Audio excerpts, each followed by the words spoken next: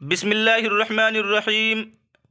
मुहतरम और मुअज़्ज़ज़ सामिईन किराम, हज़रत मौलाना मोहम्मद साअद साहब के बयानात और उनके अफ़कार व नज़रियात बहुत सालों से सामने आ रहे हैं, जिनमें वो असलाफ़ के नज़रियात से हटकर बात करते हैं, दावत के काम के नहज से हटकर बात करते हैं, बल्कि कुरान व हदीस और जमहूर उलमाए उम्मत के ख़िलाफ़ भी उनके बहुत सारे बयानात मौजूद हैं।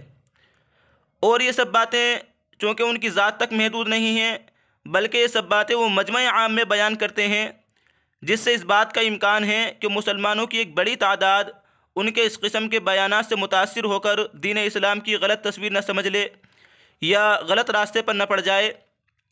इसलिए उलमाए उम्मत ने उनके इस तरह के बयानात पर तंबीह भी फरमाई, रहनुमाई भी की और इस्लाह की भी कोशिश की।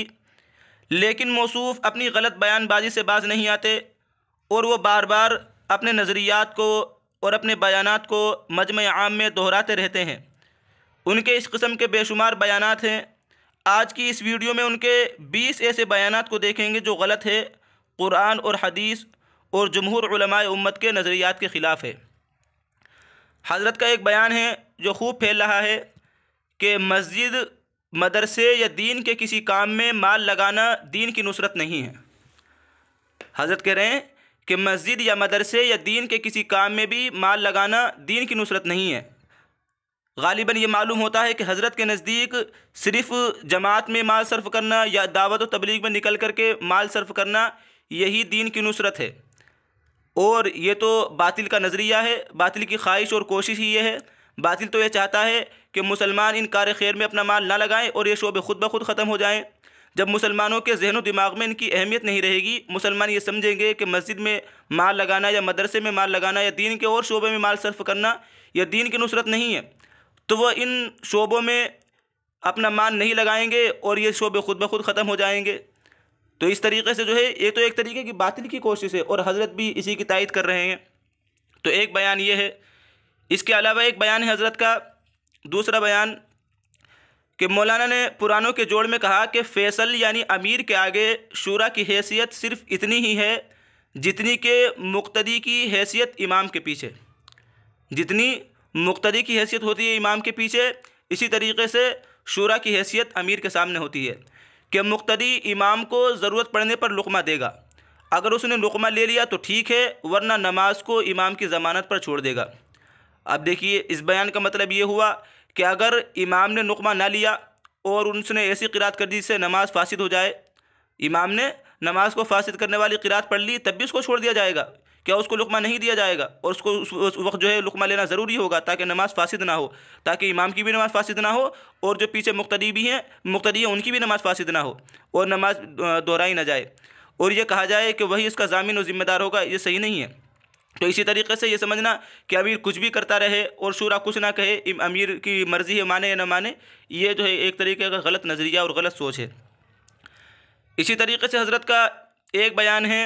हज़रत ने कराइल यानी बांग्लादेश वालों में बयान करते हुए कहा कि दौर रिसालत और दौर खिलाफत सबसे ज़्यादा पाकीज़ा और मुखलिसीन और मुत्तक़ियों का ज़माना था। आप सल्लल्लाहु अलैहि वसल्लम ने फरमाया खुद, खैरुल कुरून क़रनी, के बेहतरीन ज़माना मेरा ज़माना है। इसके बाद कोई ऐसा मसला नहीं मिलता। हज़रत कह रहे हैं कि इसके बाद यानी आप अलैहिस्सलाम के बाद, दौर खिलाफत के बाद, इसके बाद कोई ऐसा मसला नहीं मिलता कि सबके इत्तिफाक़ से वो मसला हुआ हो। कोई एक मसला भी सीरत में ऐसा नहीं मिलता जो सबके इत्तिफाक़ से तय हुआ हो, बल्कि हुज़ूर सल्लल्लाहु अलैहि वसल्लम की वफ़ात से लेकर हज़रत अबू बकर सिद्दीक़ रज़ियल्लाहु ताला अन्हु की इमामत तक और हज़रत उसामा रज़ियल्लाहु ताला अन्हु के लश्कर की रवानगी तक हर मसले में इख्तिलाफ़ हुआ। हज़रत का जो है ये नज़रिया है, ये बयान है। अब इस बयान को देखा जाए तो इसका मतलब ये निकलता है कि इससे जो है इजमाए उम्मत के वक़ूअ का इनकार लाजिम होता है, जो कि मुअतज़िला का अक़ीदा है, अहले सुन्नत वल जमात का अक़ीदा नहीं है। इजमाए उम्मत जो है अदिल्ला शरइय्या में से एक दलील है। अदिल्ला शरइय्या 4 हैं जिनसे जो है मसाइल साबित होते हैं, कुरान और हदीस, इसी तरीके से इजमा और क़यास, इनसे जो है मसाइल साबित होते हैं। अगर हज़रत की इस बात को मान लिया जाए तो इसका मतलब तो ये निकलता है कि किसी मसले में इजमा नहीं हुआ और जब इजमा नहीं हुआ तो इजमाई उम्मत से जो मसाइल साबित हुए सब गलत हैं। तो इसलिए जो हज़रत का ये बयान भी जो है एक तरीके से गलत है। एक बयान है हज़रत का, हज़रत कहते हैं कि बार बार कहते हैं कि अल्लाह के रास्ते में 1 साल का खुरूज छूट जाना भी जुर्म है। अल्लाह ताला के रास्ते में 1 साल का खुरूज भी छूट जाना जुर्म है, अल्लाह ताला की नाराज़गी का सबब है। क्योंकि हज़रत काब इब्न मालिक रज़ी अल्लाह ताला अन्हु पर जो इताब नाजिल हुआ था वो सारा हंगामा सिर्फ़ इस वजह से हुआ था कि वो अगरचे हर मर्तबा अल्लाह ताला के रास्ते में निकलते थे मगर उस वक्त नहीं निकल सके थे। एक मर्तबा का खुरूज उसका छूटा तो उस पर ये वईद नाजिल हुई। उनका एक मर्तबा का खुरूज छूटा, वो अल्लाह ताला के रास्ते में नहीं निकले तो उन पर जो इस तरह की वईद जो हदीस में आई है। अब उनके इस बयान पर जो उलमा को इश्काल है कि हज़रत काब इब्न मालिक रज़ी अल्लाह ताला अन्हु और दीगर सहाबा किराम रज़ी अल्लाह ताला अन्हुम का खुरूज फ़ी सबीलिल्लाह बेईमानों को ईमान की दावत देने के लिए था, गैर मुस्लिमों को इस्लाम की दावत, बेईमानों को ईमान की दावत देने के लिए था। और जिस मौके का यहाँ जिक्र है उस वक्त नफ़ीर आम का हुक्म था, सब लोगों को निकलने का हुक्म था, फ़र्ज़ सबको निकलना ज़रूरी था। उसको अब कैसे नाफिज किया जा सकता है, और ख़ास उस मौके के लिए था क्योंकि बाद सराया में बहुत से सहाबा किराम और ख़ुद अल्लाह के रसूल सल्लल्लाहु अलैहि वसल्लम का ना निकलना साबित है। बात जो है जिहाद में और अल्लाह ताला के रास्ते में, इसी तरीक़े से जो है ग़ज़वात में न तो ख़ुद अल्लाह के रसूल सल्लल्लाहु अलैहि वसल्लम गए और बात जो है बाकी ग़ज़वात में सहाबा किराम भी कभी शिरकत नहीं हुई है। तो इसका मतलब ये हुआ कि वो सब जो है उनका जो खुरूज छूटा और उन पर भी जो है अल्लाह ताला का इताब नाजिल हुआ। हज़रत के इस बयान की रोशनी में ये बात मालूम होती है। इसी तरीक़े से हज़रत का एक बयान है,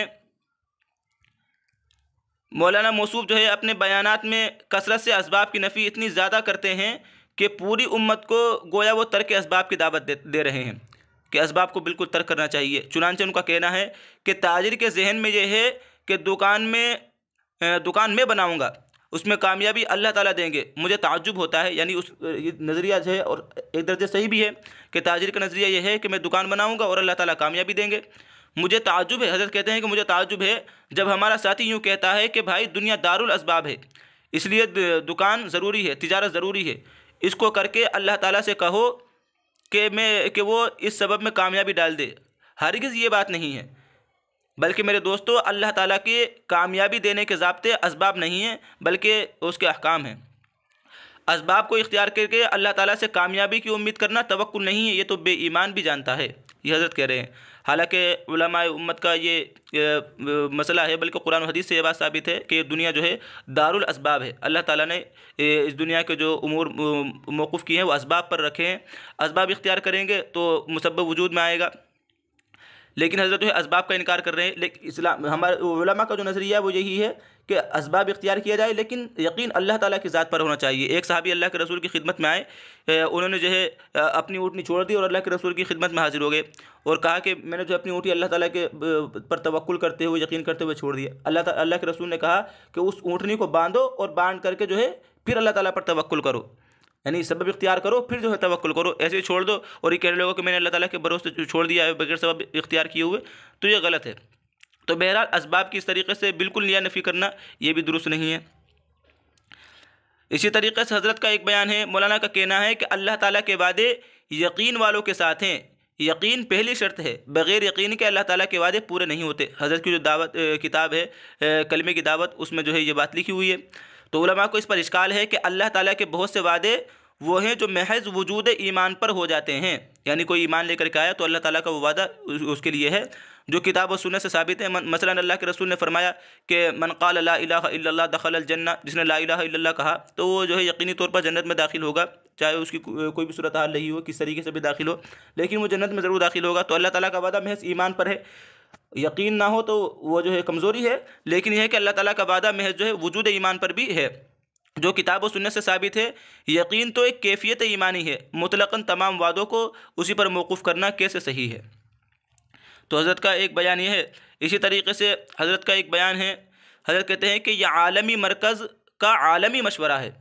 अपने बारे में और मरकज़ के बारे में कहते हैं कि यह आलमी मरकज़ का आलमी मशवरा है, दो चीज़ें अलग अलग नहीं हैं कि आलमी मशवरा अलग है और आलमी मरकज़ अलग है, यह मुमकिन ही नहीं, क़यामत तक मुमकिन नहीं, क्योंकि यह आलमी मरकज़ है और ता क़यामत रहेगा।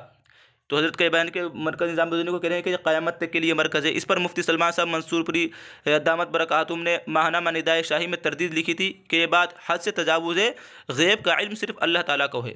मरकज़ किसने बनाया? इंसानों ने बनाया और न जाने रहे ना। हम तो दुआ करते हैं कि अल्लाह ताला क़यामत तक कायम रखे, लेकिन हज़रत का जो इस तरीके का दावा है, ये जो है ग़ैब का इल्म का दावा करना, तो हज़रत के मौलाना कहा, मुफ्ती साहब ने कहा कि ग़ैब का इल्म सिर्फ़ अल्लाह ताला को है। इसी तरीके से एक बयान है हज़रत का कि अब तो जेबों में मोबाइल बजते रहते हैं, नमाज होती रहती है, उसको चाहिए कि अपने आप को गुनाह से बचाने के लिए नमाज तोड़ दे और मोबाइल बंद कर दे। देखिए, यानी नमाज की अहमियत इससे जो है कम मालूम होती है और मोबाइल को बंद कर दिया जाए, ये कह रहे हैं हज़रत कि नमाज को तोड़ दे और मोबाइल बंद कर दे।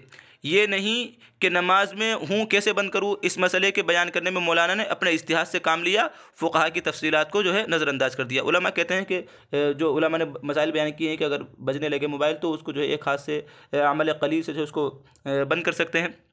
तो बहरहाल एक बयान ये है। इसी तरीके से एक बयान हज़रत का कि अल्लाह ताला कुरान में फ़रमाते हैं वज़्कुरना मा युतला फ़ी बुयूतिकुन्ना मिन आयातिल्लाहि वल हिक्मा, औरतें घरों में इज्तिमाई तौर पर कुरान करीम की तिलावत और आयतों का मुज़ाकरा किया करें। यह हज़रत ने इसकी तफसीर की है इस आयत करीमा की।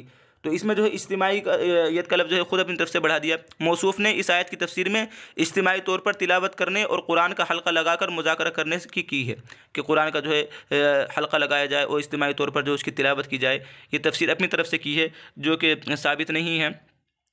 इसी तरीके से हज़रत का एक बयान है कि वमा कानल मुमिनून लियनफिरू काफ़ा, इसमें भी बहुत सारी बात गलत कही है कि अगर कहते हैं कि हज़रत के इस आयत में अगर गौर किया जाए तो जो नफ़र में मामूर हैं, जिनको हुक्म दिया गया है कि वो निकले अल्लाह ताला के रास्ते में, वो हज़रात हैं जो किसी दीनी शोबे के ज़िम्मेदार हैं। ये तो कहीं नहीं मिलता कि सब निकले कि सब ना निकले। हज़रत उबई इब्न काब सय्यदुल कुर्रा कहलाते हैं। 1 साल का खुरूज छूटा जिस पर वो हद दर्जे पशेमान रहते थे। उसकी वजह ये हुई थी कि जमात का अमीर ज़िम्मेदार एक नए कम उम्र को मुतय्यन कर दिया गया, जिसके बारे में उनको ये ख्याल हुआ कि इसकी अमारत में मुझे काम नहीं करना। इस पर हमेशा की हसरत और मलामत की कि मुझे इससे क्या मतलब कि अमीर छोटा है या बड़ा, नया है या पुराना। इससे रुजू भी किया था उन्होंने, लेकिन रुजू के बाद संभल के इस्तेमाल में फिर यही बयान दिया। इसी तरीके से हज़रत का एक बयान है, कहते हैं कि दीन की इशाअत के लिए मुसलमानों का बज़ात ख़ुद अमल को लेकर फिरना बस यही दीन की इशाअत है, इशाअत का ज़रिया है। इसके अलावा जो दीन की इशाअत कर रहे हैं वो हज़रत के नज़दीक ऐसा मालूम होता है कि वो दीन की इशाअत का ज़रिया नहीं है। किसी भी ज़रिए को उसका मुतबादिल समझना बहुत बड़ी नासमझी है। कह रहे हैं कि किसी और को इसका मुतबादिल समझना ये बहुत बड़ी नासमझी है। अल्लाह ताला के रास्ते में फिरते हुए दावत देना ये ऐन सुन्नत है, ये काम सुन्नत के मुशाबे है, ये अक़रब इला सुन्नत नहीं है बल्कि ऐन सुन्नत है। ये संभल के इस्तेमाल में हज़रत का बयान है। एक बयान है कि अल्लाह ताला की ग़ैबी नुसरतें इस रास्ते की नक़ल व हरकत पर मौक़ूफ़ है। 3 बार मरतबा ये फरमाया। जब तक मुसलमान ख़ुद जाकर दावत नहीं देता उस वक्त अगर अल्लाह ताला का यह अम्र पूरा नहीं होता। इसी तरीके से हज़रत का एक बयान है, कहते हैं कि जैसी सारी चीज़ों को छोड़कर नमाज के लिए उसकी अदायगी की जगह मस्जिद आना ज़रूरी है, इसी तरह मशवरे के लिए आना ज़रूरी है। जिस तरह अलग नमाज नहीं, अलग मशवरा भी नहीं। जैसे एक मस्जिद में 2 नमाजें नहीं, ऐसे ही एक नमाज में शिरकत करना है, ऐसे ही मशवरा है। अपने मशवरे को जो है सुन्नत पर लाओ। तो हज़रत जो है देखिए मशवरा जो है उलमा ने कहा है कि मशवरा मुस्तहब अम्र है, मशवरा करना चाहिए, बेहतर है। लेकिन मशवरे को जो हज़रत ने नमाज का कायम मकाम कर दिया, नमाज का दर्जा दे दिया। एक जगह कहते हैं कि सबसे बड़ा इज्तिमाई अमल मशवरा है। कुरान में मशवरे को नमाज के साथ ज़िक्र किया है, हज, ज़कात और रोज़े को नमाज के साथ नहीं ज़िक्र किया गया। हज़रत ये बयान दिया है जो कि कुरान के भी ख़िलाफ़ है। अल्लाह ताला ने कुरान करीम में जो है नमाज के साथ जो है ज़कात को ज़िक्र किया है, अक़ीमुस्सलात व आतुज़ ज़का। तो ये जो है और इसको जो है मशवरे की अहमियत को बयान करने के लिए हज़रत हद से तजावुज़ कर गए और जो है कुरान के ख़िलाफ़ बात कह दी। इसी तरीक़े से कहते हैं कि इस काम में मशवरा नमाज से ज़्यादा अहम और नमाज से ज़्यादा आम है। इससे भी जो है हज़रत ने गुलू किया इस काम में, मशवरे को लेकर के इतना ज़्यादा गुलू किया कि उसका जो है मर्तबा नमाज से ज़्यादा बढ़ा दिया। हालांकि नमाज की जो है फ़जीलत कुरान और हदीस में बेशुमार आई है, बड़ी बड़ी फ़जीलतें हैं। तो एक बयान ये है। इसके बाद हज़रत का एक बयान है कि मोमिन जैसे नमाज का एहतमाम करता है, इससे भी ज़्यादा ज़रूरी है कि मशवरे में हाजिर होने का एहतमाम करे, इसलिए कि नमाज का ताल्लुक़ उसकी ज़ात से है। अगर मस्जिद की जमात में ना आकर घर ही पढ़ ले तो इसका सवाब अगरचे उसको कम हो जाएगा मगर फ़रीज़ा अदा हो जाएगा। लेकिन अगर मशवरे में हाजिर ना होगा तो उसका मशवरे में ना आना दीन की मेहनत को मुतासिर कर देगा। मशवरा अगर इलाक़ाई है तो इलाक़े को मुतासिर करेगा, मुल्की है तो मुल्क को मुतासिर करेगा, आलमी है तो आलम को मुतासिर करेगा। देखिए कितनी बड़ी बात है कि हज़रत जो है मशवरे का जो है मर्तबा नमाज से भी ज़्यादा बढ़ा रहे हैं। तो एक बयान ये है। इसके अलावा एक बयान 41 नंबर पे हज़रत कहते हैं कि सालिहीन सूफ़ी थे, दीन के मददगार नहीं थे। जो सालिहीन जो बुज़ुर्गान दीन गुजरे हैं उनके बारे में कहते हैं कि ये सूफ़ी थे, दीन के मददगार नहीं थे। इनकी मेहनत पर करामत तो ज़ाहिर हो सकती है, नुसरत ज़ाहिर नहीं हो सकती। सालिहीन करामत वाले हैं, मेहनत वाले नहीं हैं। गोया सालिहीन के रास्ते और तरीक़े पर चलना गलत और गुमराही है। हालांकि कुरान मजीद में सिरात मुस्तकीम जिन 4 के रास्ते को कहा गया है उनमें से एक सालिहीन को भी कहा गया है, और हज़रत सालिहीन को कह रहे हैं कि दीन की मददगार नहीं थे। इसी तरीके से हज़रत का एक बयान है जो यूट्यूब पर भी मौजूद है। कहते हैं कि इस मकाम का एहतराम करो, यानी मरकज़ के बारे में कह रहे हैं कि इस मकाम का, मरकज़ का एहतराम करो। सारी दुनिया का हाल यह है कि मक्का और मदीने के बाद अगर कोई जगह काबिल एहतराम और काबिल इक़्तिदा और काबिल इताअत और काबिल अज़मत है तो वह बंगले वाली मस्जिद निज़ामुद्दीन है। हज़रत जो है मक्का और मदीने के बाद जो है निज़ामुद्दीन मरकज़ का मर्तबा बयान कर रहे हैं। हालांकि हदीस से ये बात साबित है कि हम मस्जिद हराम, इसी तरीके से मस्जिद नबवी के बाद जो दर्जा है वो मस्जिद अक़सा का है, मस्जिद अक़सा का है, बैतुल मक़दिस का, और हज़रत जो है बंगले वाली मस्जिद का बता रहे हैं जो हदीस के सराहतन मुखालिफ है। इसी तरीके से हज़रत का एक बयान है। हज़रत कहते हैं कि मशवरे को छोड़कर जाना जिहाद में पीठ फेर कर भागने से ज़्यादा सख्त है। मेरे नज़दीक मशवरा छोड़कर चले जाना तवल्ली यौम ज़हफ़, यानी जिहाद में पीठ फेर कर भागना से ज़्यादा सख्त है। मौसूफ़ ने इस बयान से रुजू किया, उसके बाद जो है फिर भी इस तरीके से बयान दिया। इसी तरीके से एक बयान है कि मेरे नज़दीक रमज़ान में खुरूज की वजह से तरावी में कुरान सुनना छूट जाने से कुरान नाक़िस नहीं होता। यानी अगर कोई रमज़ान के महीने में जमात में चला गया और उसकी जो है कुरान की तरतीब छूट गई तो हज़रत कह रहे हैं कि मेरे नज़दीक कुरान नाक़िस नहीं होता, यानी कुरान सुनने की सुन्नत फ़ौत नहीं होती। तो हज़रत के ये जो है मैंने 20 बयान नकल किए हैं। हालाँकि 60 से ज़्यादा मेरे पास बयानात हैं, तो ये इस किस्म के बयानात हमारे सामने आए हैं। उलमा ने इस पर तंबीह भी की है। ये बयान मेरे पास मौजूद हैं। जो हज़रत इनको पढ़ना चाहें इस वीडियो के डिस्क्रिप्शन में जाएं और लिंक पर क्लिक करके व्हाट्सएप के ज़रिए से ये जो है ये बयानात हासिल कर सकते हैं, और ये हवाले के साथ मौजूद है।